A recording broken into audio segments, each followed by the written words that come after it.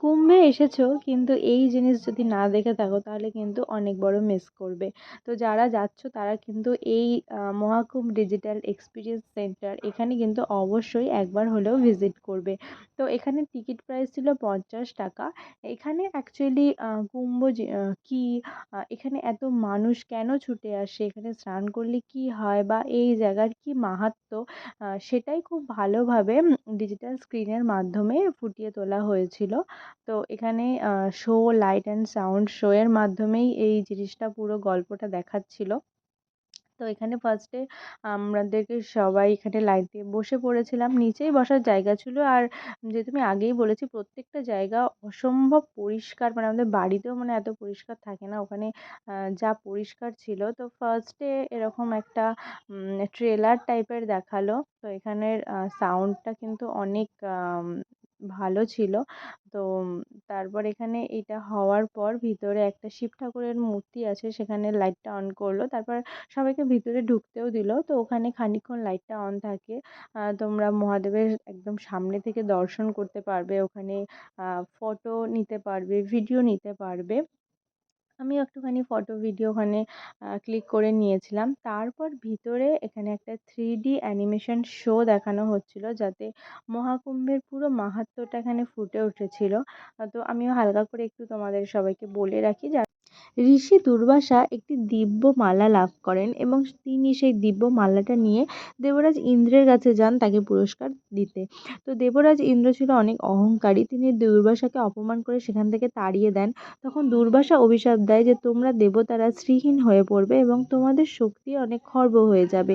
তো এটা জানার পর অসুররা স্বর্গতে অধিকার করার জন্য উঠে পড়ে লাগে। তখন দেবতারা এর থেকে পরিত্রাণ পাওয়ার জন্য বিষ্ণুর কাছে যায়। তখন বিষ্ণু বলে এই বিপদ সংকট থেকে পরিত্রাণ পাওয়ার একমাত্র উপায় হচ্ছে অমৃত মন্থন। তো এই অমৃত মন্থন করতে দেবতা এবং অসুরদের মধ্যে ভীষণ রকম যুদ্ধ হয়। তো যাতে অমৃত কলস উঠে আসে এবং এই অমৃত কলস যারা পান করতে পারবে তারাই হবে অমর। তো এখান থেকে বিষ যেটা উঠে এসেছিলো সেটা আমাদের মহাদেব দেবাদিদেব তিনি পান করেছিলেন, যে জন্য তাকে নীলকণ্ঠ বলা হয়। এবং এই অমৃত নিয়ে দেবতা এবং অসুরদের মধ্যে যে লড়াই হয় তাতে অমৃতর 4টে ফোঁটা এই মর্ত্যলোকের 4 জায়গায় পড়ে, তার মধ্যে একটা জায়গা হচ্ছে এই প্রয়াগরাজ।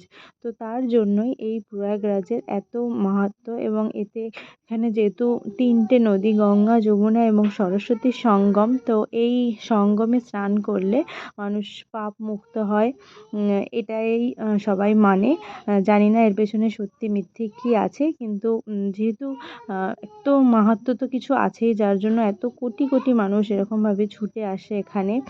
আর এটা শুধু 12 বছর পর পর যে কুম্ভ হয় তাতে আসে না, এমনি সময়তেও কিন্তু এখানে অনেক লোক আসে।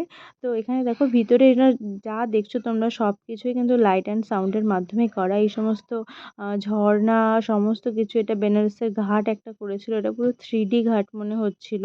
এখানেও সবাই একটু ছবি টবি ক্লিক করছিল, এটা একদম রিয়েল মনে হচ্ছিল। দেখো ভিতরে যতক্ষণ ছিলাম ততক্ষণ একটা অন্যরকম অনুভূতি হচ্ছিল। 6 বছর অন্তর যে কুম্ভটা হয় তাকে বলে অর্ধ কুম্ভ, 12 বছর অন্তর যে কুম্ভটা হয় তাকে বলে পূর্ণ কুম্ভ, এবং 12টা পূর্ণ কুম্ভ হওয়ার পর অর্থাৎ 144 বছর পর আসে এই মহাকুম্ভের যোগ। তাই তো এত লাখ লাখ শ্রদ্ধালু মানুষ ছুটে যাচ্ছে একটু পুণ্য লাভের আশায়, একটু শান্তির আশায়। তো আমরাও এই কারণেই গিয়েছিলাম। জানি না কতটা পুণ্য লাভ করব, কিন্তু শান্তি লাভ করেছি একথা নিঃসন্দেহে বলতে পারি। তো আজকের ভিডিওটা এই পর্যন্তই। তোমরা অবশ্যই দেখে বললো ভিডিওটা কেমন লাগলো। কুম্ভের নেক্সট পার্ট মানে পরে আমরা কি করেছি, কিভাবে বাড়ি আসলাম, সমস্ত কিছু পরের আরও ভিডিওতে শেয়ার করব। তো অল্প অল্প করে আমি ভিডিওগুলো দিচ্ছি, কারণ একসাথে দিলে ভিডিওটা অনেক বড় হয়ে যাবে। তো এই জন্য ছোটো ছোটো করে দেওয়ার চেষ্টা করছি। তো দেখা হচ্ছে নেক্সট ব্লগে। টাটা।